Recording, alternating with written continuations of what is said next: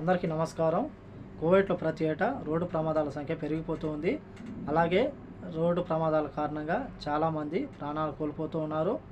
కొంతమంది నిర్లక్ష్యంగా డ్రైవింగ్ చేస్తూ ఉంటే మరికొంతమంది సెల్ ఫోన్లు వాడుతూ కానీ, లేకపోతే రకరకాల వీడియోలు చేస్తూ కానీ, లేకపోతే నిర్లక్ష్యంగా డ్రైవింగ్ వల్ల కువైట్లో రోడ్డు ప్రమాదాలు జరుగుతూ ఉన్నాయి. కువైట్ ట్రాఫిక్ చట్టాలు పాటించకపోవడంతో కూడా రోడ్డు ప్రమాదాలు జరుగుతూ ఉన్నట్లు అధికారులు తెలిపారు. తాజాగా కువైట్లో 7వ నెంబర్ రోడ్లో జరిగిన రోడ్డు ప్రమాదంలో 7గురు భారతీయులు మరణించినట్లు స్థానిక మీడియా పేర్కొంది. వివరాల్లోకి వెళితే వాళ్ళు తమ యొక్క పని స్థలం నుంచి పని ముగించుకొని ఒక మినీ వ్యాన్లో తిరిగి వాళ్ళ యొక్క రూమ్లోకి వెళుతూ ఉండగా వెనకాల వస్తూ ఉన్న ఒక వాహనం ఆ యొక్క వ్యాన్ను ఢీకొనడం జరిగింది. దీంతో వ్యాను నియంత్రణ కోల్పోయింది. మినీ వ్యాను ప్రయాణిస్తూ ఉన్న అబ్దుల్లా ఆల్ ముబారక్ ప్రాంతానికి ఎదురుగా ఉన్న 7వ నెంబర్ రోడ్లో వంతెనకు డివైడర్ ఏదైతే ఉందో ఆ యొక్క డివైడర్ను ఈ యొక్క వ్యాను ఢీకొనడం జరిగింది.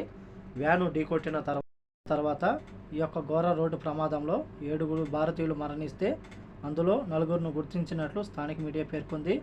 అందులో ఒకరి పేరు మనోహర్, సురేంద్రన్, రాజకుమార్, కృష్ణవంశీ మరియు హార్మోన్ గుర్తించినట్లు స్థానిక మీడియాకు అధికారులు తెలిపారు. అలాగే ప్రస్తుతం మనం చూసుకుంటే వీళ్ళందరూ ఒక కంపెనీలో పనిచేస్తూ ఉన్నారని చెప్పేసి ఆ యొక్క కంపెనీలో పనిచేస్తూ ఉన్నప్పుడు పని ముగించుకొని తిరిగి వాళ్ళ ఇంటికి వెళుతూ ఉంటే వాళ్ళ యొక్క విశ్రాంతి గదులకు వెళ్తూ ఉంటే వెనక నుంచి ఒక వాహనం అతి వేగంగా వచ్చి ఢీకొనడం జరిగింది. దీంతో ఆ యొక్క మినీ వ్యాన్ డ్రైవర్ ఎవరైతే ఉన్నారో నియంత్రణ కోల్పోవడం జరిగింది. నియంత్రణ కోల్పోయి 7వ నెంబర్ రోడ్లో ఉన్న డివైడర్ ఏదైతే ఉందో ఆ డివైడర్ను ఢీకొట్టి బోల్తపడడం జరిగింది. దీంతో ఆ యొక్క వ్యాన్లో ప్రయాణిస్తూ ఉన్న 7గురు భారతీయులు మరణించడం చాలా బాధాకరం. ఇప్పుడే మంగాఫ్ అగ్ని ప్రమాదంలో దాదాపు 46 మంది భారతీయులు మరణిస్తే దాని మించి కువైట్లో ఉన్న భారతీయులు కోలుకోకముందే ఇలా ఘోర రోడ్డు ప్రమాదంలో 7గురు భారతీయులు మరణించడం చాలా బాధాకరం. అలాగే ఈ యొక్క సంవత్సరంలో కువైట్లో రోడ్డు ప్రమాదాల ద్వారా అగ్ని ప్రమాదాల ద్వారా చనిపోయిన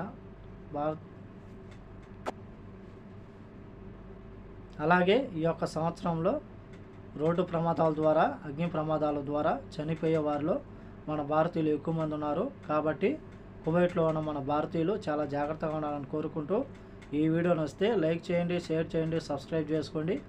నెక్స్ట్ వీడియోలో మళ్ళీ కలుద్దాం. జై హింద్.